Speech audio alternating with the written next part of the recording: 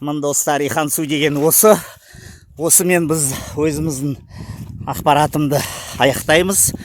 Мына ауыл білесіңдер. Мына біз отырмыз мына жерде, Старикс, Марикс. Мына былай қарайда, мына өзен жалғасқан, ары қарай бір 5-10 километрге жайғасқан. Мына мынандай әдемі жерлер бар. Мына шие бар, мына жейтін шие бар, кішкентай. Дикая вишня дейді. Мына сізге бәрін толық көрсеттім, достар, риза шығарсыңдар. Мына Қазақстанның туы, біздің қазақ жеріміз кең байтақ. Мына жерде бұрын пойыз өткен. Так, ары қарай пещераға мен бүгін бармай қояйын, достар. Өздерін автобус бәрі жоғы 100 теңге Кентаудан Ашсайға қарай.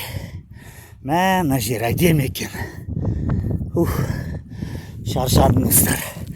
Сендерге боламын, тауға шықтым. Ой, біля, пиздец шаршадым.